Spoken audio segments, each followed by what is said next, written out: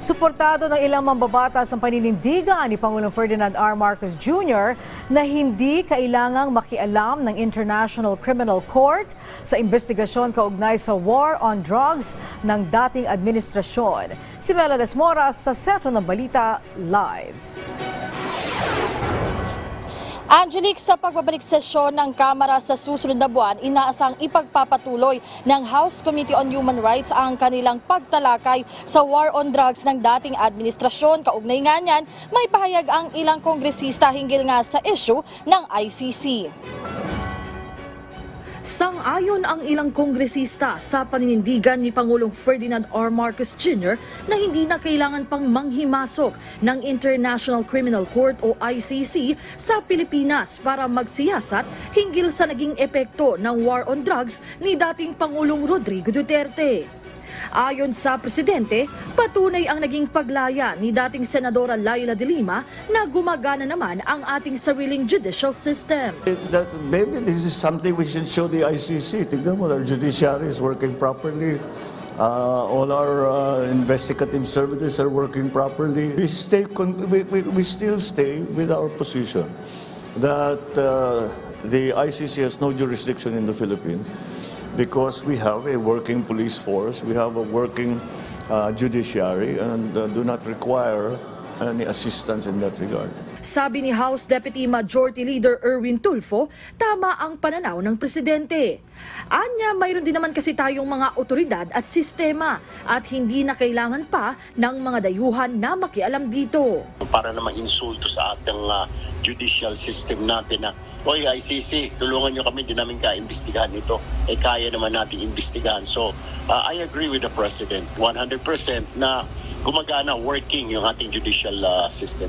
Ganyan din ang paniniwala ni House Committee on Human Rights Chair Bienvenido Abante Jr. Sa katunayan sa ngayon, masusi na rin nilang iniimbestigahan ang war on drugs ni dating Pangulong Duterte. The reason why na iniimbestigahan natin ito sa committee domestically upang hindi na pumunta pa ang mga biktima sa ICC para dumulog sa kanila, and we cannot actually prevent them from going to the ICC, di ba? That to be done domestically. Sa pagbabalik sesyon ng Kongreso sa Hulyo, inaasahang ipagpapatuloy ng Human Rights Committee ang kanilang investigasyon.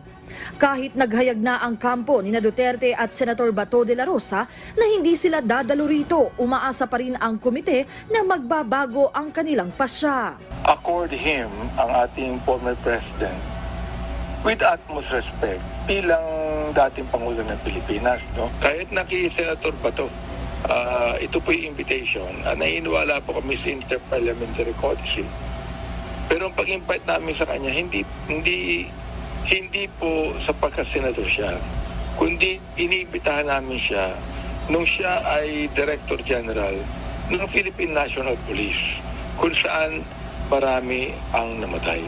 Si House Deputy Minority Leader Franz Castro may mensahe rin sa dating Pangulo. Magkakaroon siya ng pagkakataon, si dating Pangulong Duterte, na depensahan yung kanyang peking war on drugs. No, dito niya ipakita na talagang naging effective at talagang gusto ng mamamayan yung kanyang war on drugs. Kaya kung ako sa kanya, maging matapang siyang harapin. Angelique, patungkol nga ulit dito sa issue ng ICC, kung may mga kongresista na panig sa sinabi ni Pangulong Marcos, meron din namang mga kongresista na gusto nila talagang payagan pa rin o makipagtulungan ang Pilipinas sa ICC hinggil nga dito sa investigasyon sa war on drugs ng dating administrasyon tulad na lamang ng Makabayan Block. Pero Angelique, ang sinasabi nga ni Congressman Abante, ang magandang bagay ngayon, suportado man o hindi yung investigasyon ng ICC sa kanila sa Kamara, ay patuloy nga ang kanilang pagsiyasat dito sa war on drugs ng dating administrasyon at pinakikinggan nila ang lahat ng panig. Angelique?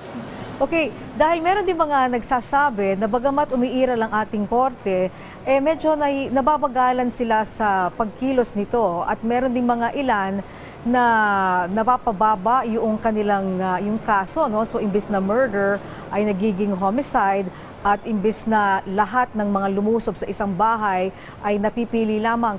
Meron bang tugon dyan ang Kongreso kung anong maari nilang gawin para mas maging epektibo pa ang proseso ng hustisya sa ating bansa?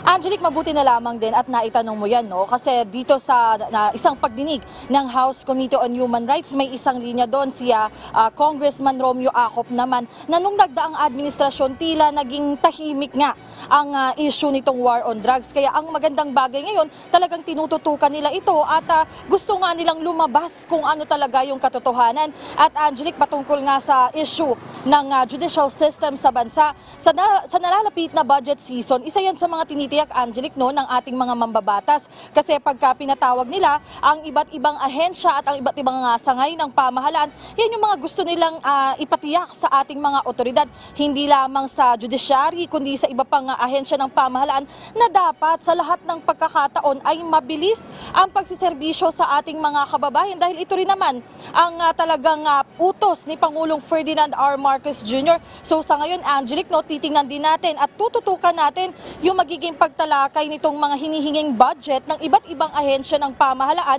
para nga matiyak din nila at makita natin, talagang aabangan natin yung kanilang assurance na sa abot ng kanilang makakaya ay talagang paiigtingin pa nila at pabibilisin ang kanilang mga serbisyo. Angelique?